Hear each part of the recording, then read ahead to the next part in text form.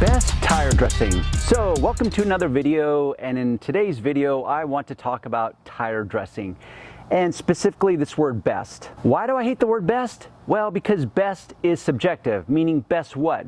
Best in the context that it's the least expensive, best in the context that it's easiest to use, best in the context that it creates the most shine, lasts the longest. Like, define best. So that's why I hate the term best, but yet so many people, when they rush to the internet, that's the first thing they're going to do.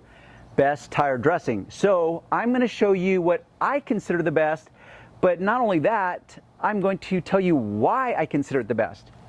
That is the CSI New Tire Lotion. And just for transparency, I have skin in the game now. I have actually invested in this company, some of my hard-earned money. And by the way, I've been pushing Meguiar's products for like decades, and I could have invested in that company. It's called the stock market, but I chose to go direct and invest in this company because it really is a unique product line. One of the unique things about this product line is that it is true waterborne technology. What that means to you and me is that water is the carrier, so it's formulated. So instead of the traditional heavy solvents and silicones that is the carrier for the active ingredients, this uses water. Now, while you may think that that's a bad thing, like, oh, I'd rather have solvents and whatever so it'll last longer. Well, in my world, I want it to be able to remove that old layer each and every time before I apply a new layer. So the heavy solvent-based dressings, yes, they may officially last longer, but dirt is going to continually collect on that sidewall, and it's going to make it difficult to clean off each and every time. So why is waterborne technology unique in this application? Well, that means that if water is the carrier, once the water evaporates, the active ingredients are left behind. That's the cool thing about this thing, is that it will dry to the touch.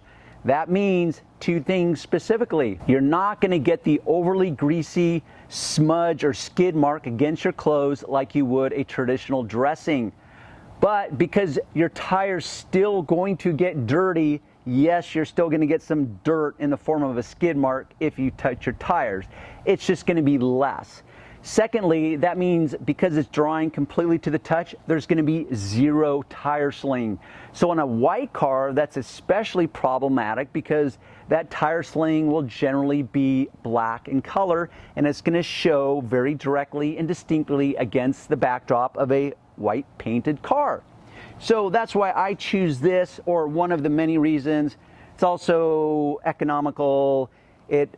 Because it's also water-based technology, I can clean it off each time without having to use aggressive solvents or degreasers. So that's a winning combination. Next thing that we're going to suddenly transition into is the tire dressing applicator. Now, this is my favorite. It's called a grout sponge, specifically a turtleback grout sponge. So this, when it comes as a complete brand new unit, it's like this, and I cut it in half, so I get two for the price of one. But this is more of the traditional tire applicator sponge, which for most of you guys will look like the winning balance because it's got this really sharp edge, which allows me to get into these really tight seams between the tire and the wheel where they join forces. So you've got a more spongy side here, and you've got a more firm side here. So based on the tire that you're using, you may opt for one of these. This is what my sponge looks like after months and months of use. Brand new, after use. What I do is I get it wet first because I want it spongy. So I'm going to get it wet first.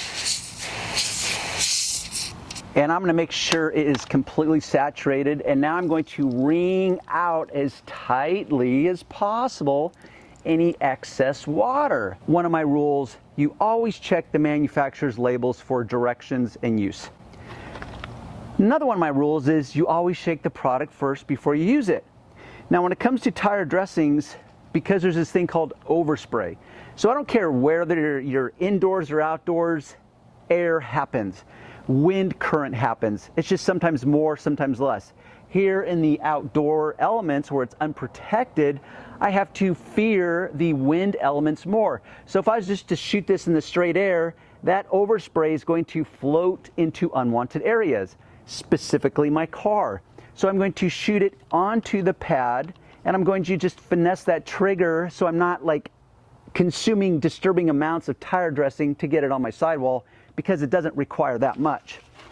And because I just shot a video where I clean my wheel, so it's all nice and clean, because there's a proper order and sequence of processes when it comes to detailing, if you do in fact want to be as efficient as possible.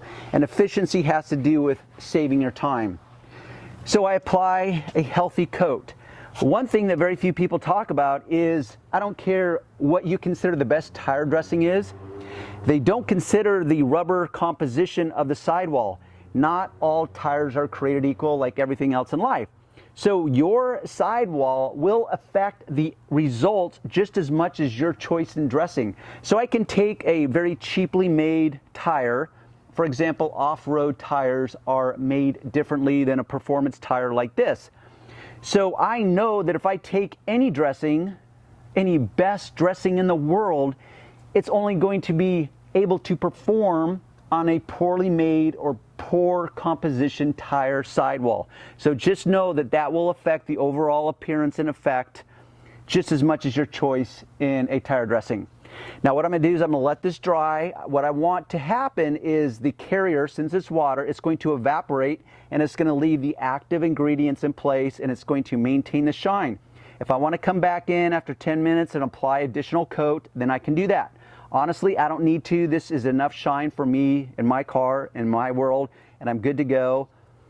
So that is why I like this product.